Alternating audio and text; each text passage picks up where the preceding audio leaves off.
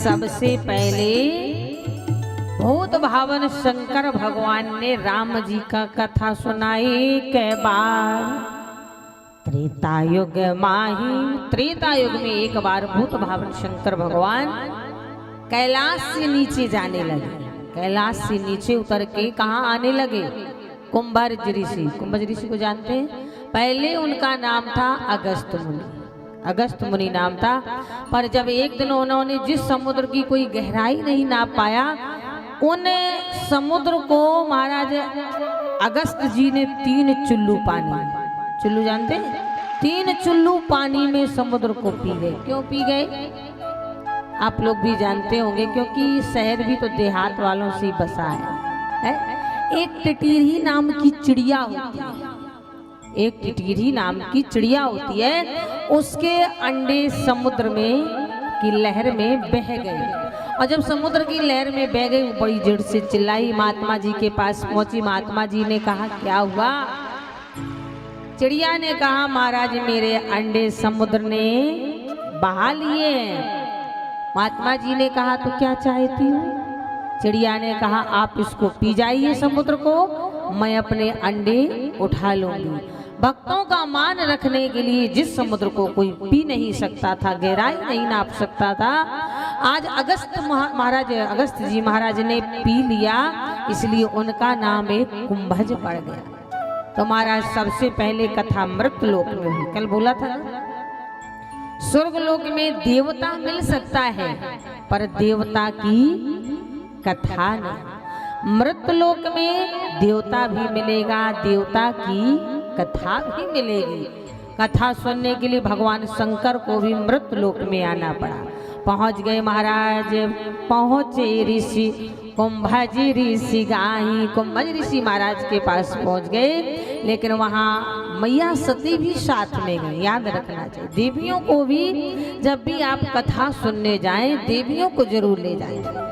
मैया सती को लेके भगवान शंकर पहुंचे। संग सती जग जनन भवानी, पूजे ऋषि अखिलेश्वर जा।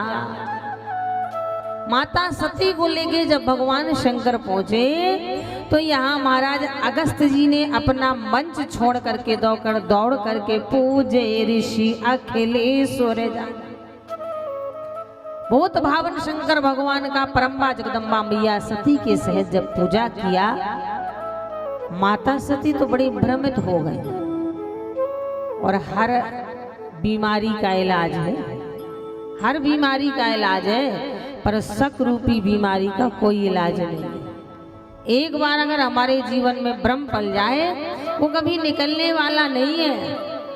यहाँ मैया सती के मन में भ्रम हो गया कि हम तो कथा सुनने आए हैं, और जब कथावाचक ने ही हमारा मंच छोड़ के पूजा किया, ये कथा क्या सुनाएगा? खाक सुनाएगा?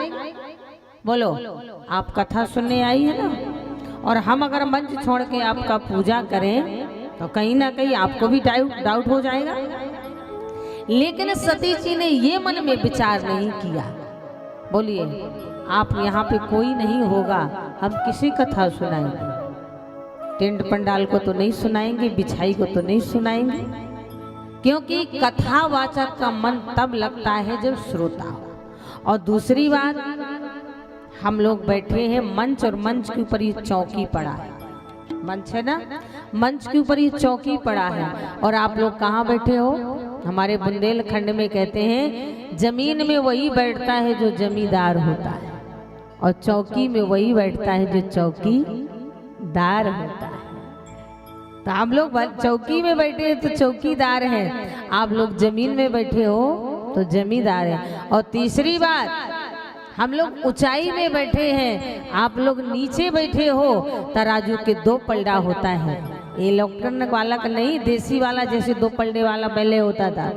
2 पलड़े वाला तराजू होता है ना, और जो नीचे होता है वो भारी होता है, जो ऊपर होता है वो थोथा होता है। याद रखना, जितने भी इस संसार के कथावाचक हैं, बोलिए, जितने भी इस संसार के कथावाचक हैं, मंच में क्या कहेंगे? लोभ से दूर, क्रोध से दूर, मोह से दूर, और अगर आप दक्षिणा में 5,000 रुपया काट लो तो कहेंगे देखो भाई यजमान जी ये बात अच्छी नहीं। क्यों कहेंगे कि नहीं? देखो यजमान जी ये बात अच्छी नहीं, आपसे क्या बात हुई थी, आपने हमको क्या दिया, ये गलत बात है। नहीं नहीं पूरा रुपया निकालिए, जा नहीं सकते।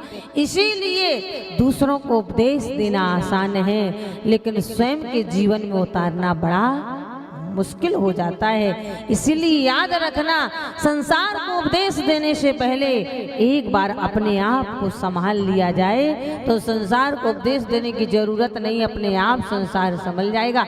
कल भी मैंने बोला था कि जमाना अगर बदलना चाहते हो, जमाना अगर बदलना चाहते हो तो जमाने से पहले बदलना तो सीखो। मजारों में दीपक तो खुद जल उठेंगे, खुद के दीपक जलाना तो सीखो।